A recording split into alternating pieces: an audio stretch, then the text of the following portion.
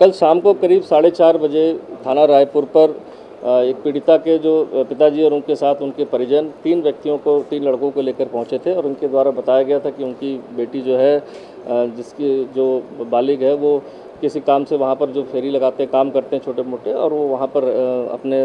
Mother के साथ थी, लेकिन वो 12:30-1 से मिसिंग है वहाँ पर नहीं मिली है, जिस संबंध में उनके द्वारा विभिन्न स्थानों पर अपने परिजनों के साथ ढूंढ खोज की जा रही थी। चूँकि इस प्रकरण के द्वारा ये भी बताया गया कि जो पीड़िता है, जो उनकी बेटी है, उसको उन्होंने चिकित्सालय में प्राथमिक उपचार के लिए अभी भेजा है जैसा उसको लग रहा है, और वो शिकायत अपनी रिपोर्ट दर्ज कराने के लिए आए हैं। चूँकि जैसे ये संवेदनशील प्रकरण प्रकाश में आया कि ऐसी कोई घटनाक्रम जो बताई गई उनके द्वारा दुष्कर्म की और इसमें अन्य लोग के संलिप्त होने की संभावना बताई गई, तो तत्काल उनको तहरीर लेकर इसमें मुकदमा दर्ज करने के लिए बताया गया, जिससे कि आगे की विधिक कार्रवाई पुलिस द्वारा की जा सके। इस दौरान जब तक 2 से 3 घंटे में उनकी तहरीर तक प्राप्त नहीं हुई थी, इस दौरान पुलिस ने एक टीम बनाकर, चूँकि मामला एक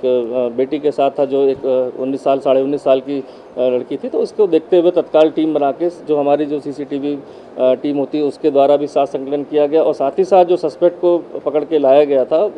परिजनों द्वारा, उसमें उनकी कॉल डिटेल वगैरह का एनालिसिस करने के लिए बताया गया। चूँकि अभियुक्त जो उसमें नेम्ड था उसमें एक के पास मोबाइल नहीं था, बाकी 2 के पास था, साथ ही साथ पीड़िता द्वारा भी कोई मोबाइल प्रयोग नहीं किया जाता, तो इसलिए जो भी हमारे पास मिला वो CCTV फुटेज के आधार पर सारे घटनाक्रम की हमने एनालिसिस किया, और जब तहरीर आने के बाद रात्रि में उसमें मुकदमा इसमें दर्ज कर दिया गया था, जो गैंग रेप और अन्य धाराओं में मुकदमा की तहरीर थी उसके आधार पर दर्ज कर दिया गया था। अभी तक की जो हमारी इन्वेस्टिगेशन हुई है उसमें प्राथमिक रूप से जो CCTV फुटेज हमें 4 नंबर जो जहाँ से घटनास्थल स्टार्ट होता है, जहाँ से मिसिंग की बात उसमें लिखी गई थी, वहाँ पर जो अभियुक्त और जो पीड़िता को साथ उसमें जो मैजिक है उसमें साथ में जाते हुए एक फुटेज में देखा गया। साथ ही साथ 2 घंटे बाद की फुटेज में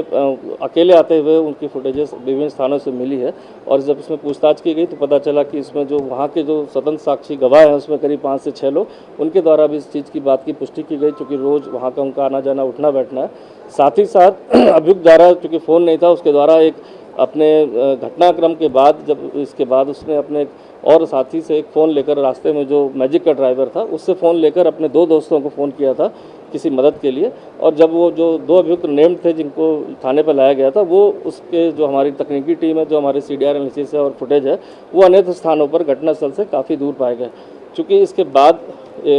तपोवन रोड पर एक मैजिक में ये 3 लड़के और पीड़िता को इनके परिजनों ने स्पॉट किया था, और उसके बाद वो पकड़ के ले आए थे। तो सारा जो घटनाक्रम अभी तक पाया गया उसके आधार पर जो अभियुक्त है मेन जो इसमें अभिषेक है, उसकी घटना में पूरी संलिप्तता अभी इसमें साक्ष्यों के आधार पर पाई जा रही है।